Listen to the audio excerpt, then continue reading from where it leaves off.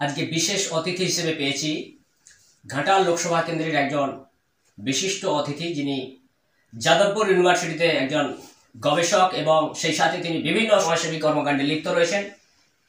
আমরা পেয়েছি প্রসেনজিৎ কাপাস, গবেষক কাপাস এবং সমাজসেবী কাপাস। নমস্কার দাদা, কেমন আছেন? ভালো আছি, ভীষণ ভালো আছি। আপনার পরিচয়টা প্রথমে একবার দিতে হবে। অবশ্যই আপনাকেও নমস্কার জানাচ্ছি এবং তার সঙ্গে সঙ্গে যে সমস্ত দর্শক বন্ধুরা আজকে এই সাক্ষাৎকার দেখছেন তাদেরকেও আমি নমস্কার জানাচ্ছি। আমি বর্তমানে যাদবপুর বিশ্ববিদ্যালয়ে গবেষণা করছি শারীরশিক্ষা বিভাগে এবং আমার ঘাটাল মহকুমার বিভিন্ন যে কাজকর্মগুলো তার সঙ্গে যুক্ত রয়েছি। ঘাটাল মাস্টার প্ল্যান হোক, বন্দর ব্রিজ নির্মাণ, সাহেবঘাট ব্রিজ নির্মাণ, একাধিক জায়গায় বিভিন্ন কর্মসূচি এবং সাধারণ মানুষের যে হকের লড়াই, সেখানে আপনাকে আমি দেখেছি। কিভাবে সময় হয়ে ওঠে? প্রথম কথা আমি একটা বিষয় উল্লেখ করতে চাই। আমার এই সামাজিক যে কাজকর্মগুলো এখানে যে যুক্ত হওয়া, এটা অ্যাকচুয়ালি ঘটেছিল 2017 সালের একটা ঘটনা। সেই ঘটনাকে কেন্দ্র করেই আজকে বিভিন্ন আন্দোলনের সঙ্গে যুক্ত করা, যেটা আপনি বললেন যে সাধারণ মানুষের হকের লড়াই। 2017 সালে যখন আমাদের প্রতাপপুরে বাঁধ ভেঙেছিল, আমি তখন যাদবপুর বিশ্ববিদ্যালয়ে মাস্টার ডিগ্রি করছি। যখন দেখেছিলাম টেলিভিশনে বসে সংবাদ মাধ্যমে এখানকার যে রাতের বেলা যখন বাঁধ ভাঙছে, মানুষের কি অসহায় অবস্থা, হাহাকার অবস্থা, মানুষ ছোটাছুটি করছে এদিক ওদিক থেকে, তখন মনে হয়েছিল ছোটবেলা থেকে শুনে আসছিলাম ঘাটাল মাস্টার প্ল্যান, কিন্তু সেই ঘাটাল মাস্টার প্ল্যানটা হলো না কেন? আমি নিজেও কেঁদেছিলাম সেদিন। সো সেই জায়গা থেকে আমার মনে হয়েছিল যে আমি খোঁজখবর নেব ঘাটাল মাস্টার প্ল্যান কেন হলো না, এর জন্য দায়ী কারা। আমার ভীষণ রাগও হয়েছিল, কেন প্রশাসন, কেন রাজ্য সরকার, কেন কেন্দ্র সরকার এখন ঘাটাল মাস্টার প্ল্যান বাস্তবায়িত করতে পারলো না। তাহলে হয়তো এটা হওয়া সম্ভব। তো আমি কেন বললাম কথাটা, কারণ এই যে মানুষগুলোকে সেদিন আমি দেখেছিলাম অসহায় অবস্থা, এবং তারপরে যখন আমি আসলাম যে বাঁধ ভাঙা অবস্থায়, এখনও আপনারা যদি যান সেই জায়গায় দেখবেন কিছু বাড়ি কিন্তু এখনও বিপর্যস্ত অবস্থায়, ভাঙাচুর অবস্থায় পড়ে রয়েছে। সো এই জায়গাটা আমাকে কোথাও উদ্বুদ্ধ করে, এক নম্বর। দ্বিতীয় নম্বর বিষয় হচ্ছে আমি যে ঘাটাল মহকুমার বাসিন্দা, সেই ঘাটালের যিনি বীর, যাকে আমরা বলি বীর সিংহের সিংহ শিশু ঈশ্বরচন্দ্র বিদ্যাসাগর মহাশয়ের বাড়ি, অন্যদিকে আমার হুগলি জেলায় রাজা রামমোহন রায়ের বাড়ি। তো এই দুই মহাপুরুষ আমার কাছে অনুপ্রেরণা দেয় সবসময়ের জন্য বিভিন্ন ধরনের সমাজ সংস্কার বা সমাজ সেবামূলক কাজে যুক্ত থাকার জন্য। তাই আমার কাছে মনে হয় কর্মই পরিচয়। তাই অবশ্যই গবেষণা করি ঠিকই, কিন্তু গবেষণার পাশাপাশি আমি যতটুকু সময় পাই, বিশেষ করে শনি রবিবারগুলো আমি যখনই বাড়ি আসি তখনই চেষ্টা করি যাতে এই ধরনের কাজকর্মগুলো মানুষের কাছে পৌঁছতে এবং মানুষের যে হকের দাবি সেটা নিয়ে আরও এগিয়ে যেতে। একটা বিষয় আমি উল্লেখ করতে চাই, এমন একটা বিষয় এখন হয়েছে, মানুষ ভাবছে যে রাজনৈতিকভাবেই হয়তো সব কিছু করা যায়, রাজনীতির বাইরে কোনো কিছু নেই। কিন্তু আমার মনে হয় রাজনীতির বাইরেও অরাজনৈতিকভাবে যদি আমি সমাজসেবামূলক কাজে যুক্ত থাকতে পারি, তাহলে হয়তো মানুষের জন্য অনেক কিছু করতে পারবো। আর একটা মজার বিষয় আমি উল্লেখ করতে চাই, আমার যারা সহ গবেষক রয়েছে তারা হয়তো ভাবছে যে রিসার্চ করা মানেই কিছু পাবলিকেশনের বিষয় থাকে। তারা ভাবছে আমার 2টো পাবলিকেশন 3টে পাবলিকেশন কবে আসবে। আর আমি সেই সময় কিন্তু ভাবনা চিন্তা করি, আমার পথে রেলপথ আন্দোলনের এই মিটিংটা আছে, আমার মাস্টার প্ল্যানের এই কাজটা কত দূরে এগোলো, আমার বন্দর ব্রিজটা কোন জায়গায় দাঁড়িয়ে রয়েছে। অবশ্যই চেষ্টা করছি নিজের গবেষণার ক্ষেত্রে কিছু কাজ করার জন্য, কারণ আমার কাছে অবশ্যই দুটো ভীষণ গুরুত্বপূর্ণ দায়িত্ব রয়েছে, একজন গবেষক হিসেবে এবং অবশ্যই আরেকজন সমাজ সেবামূলক কাজের সঙ্গে যুক্ত থাকার ফলে মানুষের যে আস্থা এবং ভালোবাসা সেই দিকটাকেও বজায় রাখার জন্য। রাজনীতির বাইরে থেকেও কাজ করা যায়, বিশেষ করে মানুষের জন্য যদি কাজ করা হয় এবং সমাজের উন্নয়নের ক্ষেত্রে আসল কাজটা কিন্তু পলিটিক্যাল যে প্ল্যাটফর্ম তার বাইরে থেকেও করা যায়। কখনো কি চিন্তা ভাবনা এরকম করেছেন যে নিজেকে যদি সমাজ সেবামূলক কাজের জন্য এইভাবে ঝাঁপিয়ে দিতে পারেন, আপনার মূল্যবান সময় খরচ করতে পারেন এবং সেক্ষেত্রে সাধারণ মানুষের দাবিগুলোকে একটা সত্যি করার বাস্তবায়িত করার ক্ষেত্রে বিভিন্ন বাধা আসছে এবং আপনাদের দেখলাম ঘাটাল মাস্টার প্ল্যান হোক বা যে বন্দর ব্রিজ নির্মাণ, একাধিক আন্দোলন আপনারা করেছেন, সময় দিয়েছেন, ফ্রিলি করেছেন, নিজেরা গাঁটের পয়সায় হয়তো কখনো মাইক ভাড়া করেছেন, কখনো ই রিক্সা ভাড়া করেছেন, মাইলের পর মাইল, কিলোমিটারকে কিলোমিটার, এবং হুগলি থেকে মেদিনীপুর 2 জেলা জুড়ে আপনাদের আন্দোলন, একাধিক আন্দোলন। কখনো কি মনে হচ্ছে যে রাজনৈতিক প্ল্যাটফর্মে আপনি যাবেন বা সেখানে গিয়ে আরো ভালো কাজ করবেন? কখনো সুযোগ যদি আসে রাজনৈতিক প্ল্যাটফর্মে কি নাম দেখাবেন? খুব গুরুত্বপূর্ণ প্রশ্ন। এক নম্বর বিষয় যেটা বলি যে আমি মনে করি কোথাও অরাজনৈতিকভাবেও অনেক কিছু করা যায়, কিন্তু রাজনীতি একটা বিশাল বড় প্ল্যাটফর্ম। আজকে হয়তো আমরা দেখছি যে কিছু মানে ভুল রাজনীতিবিদ বা ভুল পথে পরিচালিত রাজনীতিবিদদের জন্য আমরা হয়তো রাজনীতিটাকে ছোট করে দেখি কোথাও, বা অনেকেই আমরা বলে ফেলি যে রাজনীতি মানে নোংরা নীতি। কিন্তু আমার মনে হয় যে রাজনীতি একটা বিশাল বড় প্ল্যাটফর্ম, সেখানে জনগণের জন্য, সাধারণ মানুষের জন্য যদি কেউ মনে করে যে আমি কিছু করব, ভালো কিছু করব, তার জন্য রাজনীতি প্ল্যাটফর্ম অবশ্যই চুজ করা উচিত বলে আমি মনে করি। কারণ একটা বিষয় আমি ভীষণভাবে মনে করি যে একটা বিখ্যাত উক্তিও রয়েছে যে সমাজ কখনোই ধ্বংস হয় না যারা চোর, যারা চুরি করে, যারা দুর্নীতি করে, বা যারা পড়াশোনা জানে না তাদের জন্য নয়। সমাজ বেশি ধ্বংস হয়ে যায় শিক্ষিত মানুষ যারা দেখছে যে কোনো মানুষ চুরি করছে, দুর্নীতি করছে, তাদের যে নীরবতা, এই বুদ্ধিজীবী বা শিক্ষিত মানুষদের নীরবতা গুলোর জন্যই কিন্তু সমাজ ধ্বংস হয়ে যায়।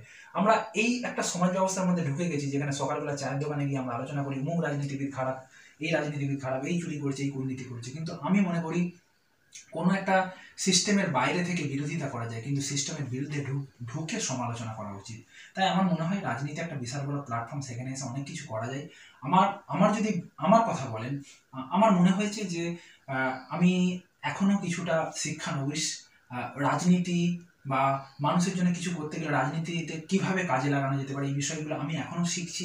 তবে চিন্তাভাবনা রয়েছে ঘাটাল মহকুমার জন্য, ঘাটাল লোকসভার জন্য বিশেষ কিছু কাজ করার, যেটা হয়তো আপনি যেটা বললেন যে আমরা সামাজিক মাধ্যমে বা অরাজনৈতিকভাবে যে কাজগুলো করতে চাচ্ছি, আমরা দেখেছি কোথাও কোথাও প্রশাসনিক দিক থেকে সহযোগিতা পেয়েছি, কিন্তু কোথাও কোথাও মনে হয়েছে যে আজকে যদি 100% সহযোগিতা পেতাম তাহলে হয়তো, বা নেতা মন্ত্রীদের যদি আমরা একটু সহযোগিতা পেতাম তাহলে হয়তো এই কাজগুলো আমরা আরও খুব ফ্রুটফুলি করতে পারতাম, বা এতদিন হয়তো ঘাটাল মাস্টার প্ল্যান হয়ে যেত, বা রেল লাইন হয়ে যেত, বা এদিকে বন্দর ব্রিজ হয়ে যেত। কিন্তু সেই জায়গাটা আমরা কোথাও অভাব বোধ করেছি। তাই আমার মনে হয় আগামী দিনে যদি এই ধরনের বড় প্ল্যাটফর্ম ক্রিয়েট হয়, এবং আমি যদি নিজেকে যোগ্য মনে করি, এবং আমি যদি মনে করি যে আমি মানুষের জন্য বৃহত্তর স্বার্থে রাজনীতিতে যোগ দিয়ে কিছু করতে পারবো, তাহলে অবশ্যই সেই জায়গাটা চেষ্টা করবো। তবে আমি যেহেতু যাদবপুর বিশ্ববিদ্যালয়ে গবেষণা করছি, তাই হয়তো এই ব্লক স্তরে বা গ্রাম স্তরে, পঞ্চায়েত স্তরে হয়তো আমার পক্ষে রাজনীতি করাটা একটু অসম্ভব হবে। তবে আমার মনে হয় যদি বড় কোনো প্ল্যাটফর্মে আগামী দিনে আমার সুযোগ আসে, এবং আমি যদি নিজেকে প্রুভ করতে পারি, প্রমাণ করতে পারি, তাহলে অবশ্যই সেই জায়গা থেকে মানুষের স্বার্থে, জনতার স্বার্থে আমি অবশ্যই রাজনীতি এই প্ল্যাটফর্মটাকে কাজে লাগানোর চেষ্টা করব। কারণ আমার মনে হয়েছে এই প্ল্যাটফর্মের দ্বারা আগামী দিনে যে কাজগুলো আমি করতে পারছি না, আমি আরও বৃহত্তর স্বার্থে করতে পারবো। একাধিকবার আপনি কেন্দ্রের বিরুদ্ধে, একাধিকবার রাজ্যের বিরুদ্ধে আপনি গর্জন করেছেন, কখনো মাস্টার প্ল্যান, কখনো ঘাটাল রেল লাইন। এই যে নিরপেক্ষভাবে গর্জন, যদি রাজনৈতিক প্ল্যাটফর্মের সুযোগ আসে এবং সেই সুযোগে আপনি সাইন করেন, একটা রাজনৈতিক খাতায় যদি নাম লেখাতে পারেন, কি মনে হয় এই নিরপেক্ষতা আপনি বজায় রাখতে পারবেন? একটা পলিটিক্যাল প্রেশার যেখানে ক্রিয়েট করা হয় গ্রাস রুট থেকে একদম রাজ্য স্তর বা হাইকমান্ড যারা রয়েছেন তারা কিন্তু এখানটা একটা প্রেশার ক্রিয়েট করে থাকেন, যেটা পরবর্তীকালে বিভিন্ন পলিটিশিয়ান তারা কিন্তু মুখ খুলেছেন। সেক্ষেত্রে আপনি কি চোখে নেবেন যে রাজনৈতিক যে আসল নীতি, রাজনীতি, তার সংজ্ঞাটা কি সত্যি বজায় রয়েছে, নাকি রাজনীতির সংজ্ঞা নীতিহীন রাজনীতি? কি চোখে নিচ্ছেন? একটা নম্বর বিষয় আপনি যেটা বললেন যে রাজার নীতি, নীতির রাজা, এই রাজনীতি শব্দটা কিন্তু অত্যন্ত পবিত্র। আপনি যেটা বলছেন রাজনীতির যে ডেফিনেশন বা পলিটিক্যাল যে ডেফিনেশন, সেটা কি পরিবর্তিত বা বর্তমানে কীভাবে চলছে।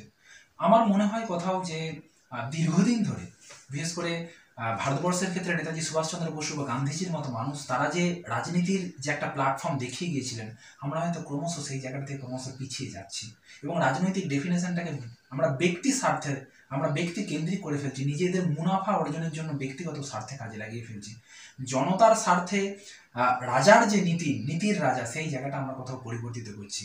তো সেই জায়গা থেকে আমার মনে হয় এই জায়গাটায় আমাদের অবশ্যই কিছুটা কারেকশন করা দরকার, যে জনগণের স্বার্থটাই বেশি করে দেখা হোক ব্যক্তিগত স্বার্থ বাদ দিয়ে। আপনি যেটা বললেন যে বিভিন্ন কাজকর্ম করতে গিয়ে নিরপেক্ষতা বজায় রাখা বা অরাজনৈতিক ভাবমূর্তিটাকে কোথাও প্রস্ফুটিত করা, অবশ্যই সেটা তো একটা বিষয় সবসময় থাকেই। কিন্তু এই ধরনের প্ল্যাটফর্মে যুক্ত হলে আপনি বলছেন যে নিরপেক্ষতা ভঙ্গ হবে। আমি একটা কথা আপনাকে বলতে চাই। আপনি প্রথমে যেটা বললেন যে রাজ্যের বিরুদ্ধে গর্জন করা, কেন্দ্রের বিরুদ্ধে গর্জন করা, অ্যাকচুয়ালি কি জানেন তো, মানে গর্জনটা তখনই আসে যখন প্রশাসনের দরজায় বারবার কড়া নেড়েও যখন আমরা কোনো সদুত্তর না পাই।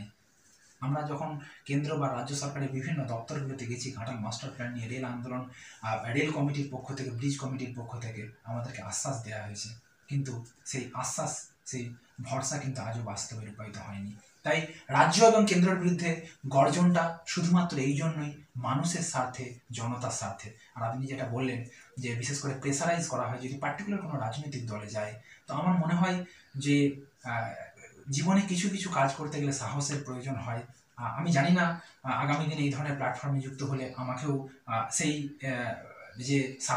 সাহস অবশ্যই দেখাতে হবে। কিন্তু তারপরেও জানি না যে পলিটিক্যাল, আপনি যেটা বলছিলেন যে পলিটিক্যাল থ্রেট বা অনেক কিছু হুমকিও আসতে পারে। সো সেই জায়গা থেকে যদি মানুষের জন্য কিছু করতে চাই, তাহলে এই বিষয়গুলো হয়তো তখন ক্ষুদ্র মনে হবে আমার কাছে, কারণ আমার উদ্দেশ্য হচ্ছে জনগণের স্বার্থে কাজ করা। এই যে লোকসভা ভোট, শোনা যাচ্ছে যে সম্ভবত তৃণমূল থেকে বা শাসক দলের পক্ষ থেকে দেব টিকিট পেতে পারেন, শোনা যাচ্ছে। যদিও দেব এক্ষেত্রে একটা অনিচ্ছা প্রকাশ করেছিলেন, কিন্তু শেষমেশ শোনা যাচ্ছে দেব দাঁড়াবে।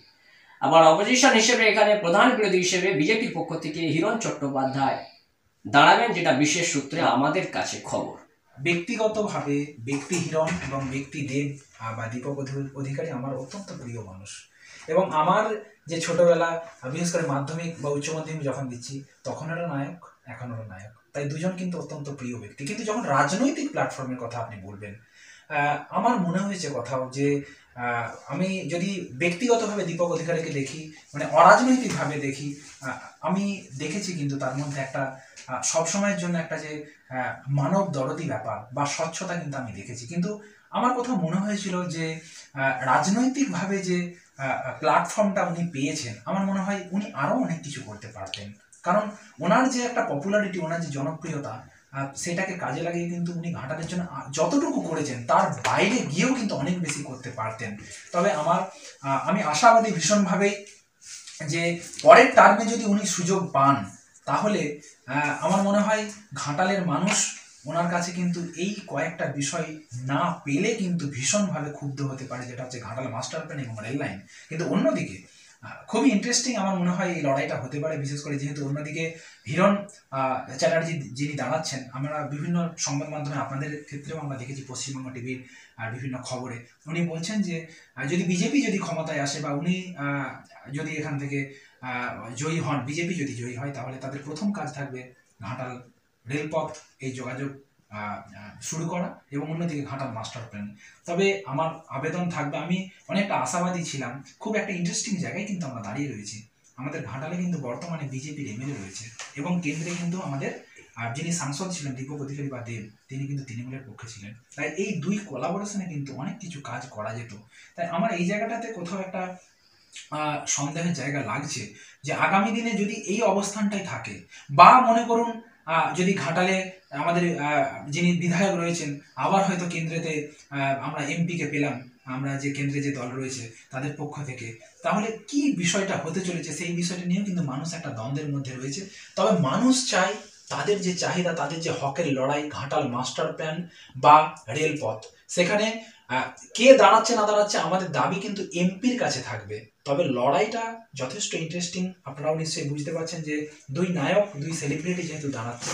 তবে এক্ষেত্রে আমি যেই জিতুক না কেন, যেই জয়লাভ করুক না কেন, একজন ঘাটাল লোকসভার একজন বাসিন্দা হিসেবে কিন্তু আমি তার কাছে দৃঢ়ভাবে আবেদন রাখবো ঘাটাল রেল লাইন এবং অন্যদিকে ঘাটাল মাস্টার প্ল্যান।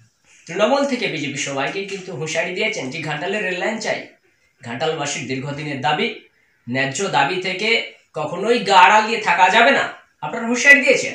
কারণ ঘাটালবাসী প্রায় 2 মিলিয়ন পাবলিকের পক্ষ থেকে আপনারা সাধারণ মানুষের সাপোর্ট সিস্টেম হিসেবে কিন্তু সেই আওয়াজ তুলেছিলেন।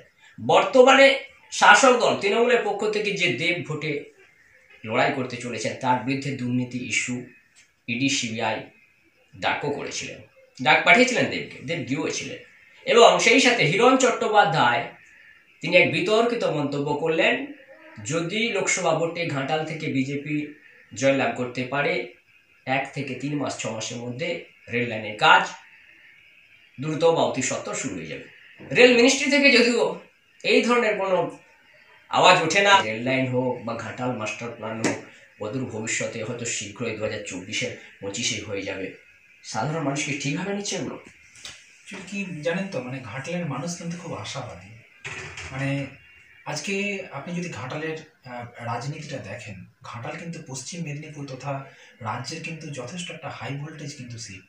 সেই কারণেই দেখবেন জনপ্রিয়তার শীর্ষে থাকা আজকে টলিউডের যিনি যথেষ্ট সফল বলে মনে করি সেই আমাদের ঘাটাল লোকসভারও তিনি বাসিন্দা সুপারস্টার দেবকে কিন্তু হাই ভোল্টেজ জায়গায় ঘাটালে কিন্তু লড়তে দেওয়া হয়েছে। আবার যদি বিজেপির পক্ষ থেকে আমরা দেখতে পাই তাহলে আমরা যতটুকু এখনও সঠিক জানতে পারা যাচ্ছে না, হয়তো হিরণ চ্যাটার্জি আগামী দিনে লড়াই করতে পারে। তাহলে ঘাটাল কিন্তু যথেষ্ট একটা হাই ভোল্টেজ জায়গা, কিন্তু ঘাটালের মানুষ কিন্তু আশাবাদী। তারা দীর্ঘদিন ধরে কিন্তু যাদেরকে এমপি হিসেবে এখানে মনোনীত করছে তারা কিন্তু আশাবাদী যে আমরা ঘাটাল মাস্টার প্ল্যান পাবো বা রেলপথ পাবো। অ্যাকচুয়ালি আমার যে লড়াইটা বা আমাদের যে লড়াই আমরা বিভিন্ন কমিটির পক্ষ থেকে করছি অরাজনৈতিকভাবে নিরপেক্ষভাবে, আমাদের কিন্তু কোনো সরকারের বিরুদ্ধে লড়াই নয়। আমরা চাইছি জনতার যে দাবি, জনগণের যে হকের লড়াই। কারণ যেহেতু আমরা ঘাটাল মহকুমার মানুষ, প্রান্তিক মানুষদের সঙ্গে সর্বদা মিশে থাকি, তাদের অভাবগুলো বুঝতে পারি, তাদের সমস্যাগুলো বুঝতে পারি, তাই আমাদের লড়াইটা কিন্তু শুধুমাত্র জনতার বা জনগণের জন্য। তাই এখানে এমপি কে হলো এইটা কিন্তু আমাদের কাছে ফ্যাক্টর নয়, কারণ সেটা যারা রাজনীতিবিদ বা রাজনৈতিক অঙ্ক কোশ্চেন যে আমরা এখান থেকে আমাদের এমপি হলে আমরা কি বেনিফিট পেতে পারি, আমার দল কিভাবে শক্তিশালী হতে পারে, তাদের বিষয়। কিন্তু আমাদের কাছে যেই এমপি হোক না কেন, আগামী দিনে জয়লাভ করুক না কেন, তার কাছ থেকে কিন্তু আমরা শুধু তার যে কর্ম, তিনি যে জন্য এমপি হয়েছেন, যে প্রতিশ্রুতি দিয়ে এমপি হয়েছেন, যে দাবি পূরণ করার জন্য এমপি হয়েছেন, আমাদের দাবি কিন্তু তাদের কাছে এটাই থাকবে যে আপনি যে দাবি নিয়ে এসেছেন, যে প্রতিশ্রুতি দিয়ে ক্ষমতায় এসেছেন, আপনাকে কিন্তু সেই প্রতিশ্রুতি কিন্তু বাস্তবায়িত করতেই হবে। না হলে কিন্তু আমাদের লড়াই আপনার বিরুদ্ধে আগামী 5 বছর কিন্তু জারি থাকবে এবং আপনাকে কিন্তু সেই লড়াইয়ের মুখোমুখি হতে হবে। কারণ আমরাও কিন্তু দীর্ঘদিন ধরে আন্দোলন করতে করতে করতে করতে কোথাও যেন আস্তে আস্তে যে আমাদের যে নরম মনোভাব এবং আমরা যে প্রশাসনিক স্তরে দাবি দেওয়া, আবেদন নিবেদনের নীতি নিয়ে চলছি, আমরাও কিন্তু খুব দেখার ইচ্ছে রয়েছে যে আজকে এই যে ভুড়ি ভুড়ি প্রতিশ্রুতি আসছে সেটা আগামী লোকসভা ভোটে যেই এমপি হোক না কেন কতটা বাস্তবায়িত হচ্ছে। কিন্তু না হলে আমি এটা বলে রাখতে চাই, আগামী দিনে কিন্তু আমাদের ঘাটাল রেলপথ আন্দোলন হোক, ঘাটাল মাস্টার প্ল্যান হোক, সব দিক থেকে কিন্তু লড়াই আরও ঝাঁঝালো হবে। তাই যিনি প্রার্থী হচ্ছেন, যিনি প্রতিশ্রুতি দিচ্ছেন, যিনি আশ্বাস দিচ্ছেন, আপনাদের কাছে অনুরোধ থাকবে ভাবনা চিন্তা করে প্রতিশ্রুতি দিন, আশ্বাস দিন এবং যদি জয়লাভ করেন অবশ্যই ঘাটাল লোকসভার যে দাবিগুলো রয়েছে সেগুলোকে বাস্তবায়িত করার চেষ্টা করুন। তাই আমাদের কাছে কোন ক্যান্ডিডেট দাঁড়াচ্ছে, কে এমপি হচ্ছে, এটা পার্থক্য এইটা ফ্যাক্টর করছে না, কিন্তু আমাদের যে দাবি, আমাদের যে লড়াই সেটা কিন্তু জারি থাকবে।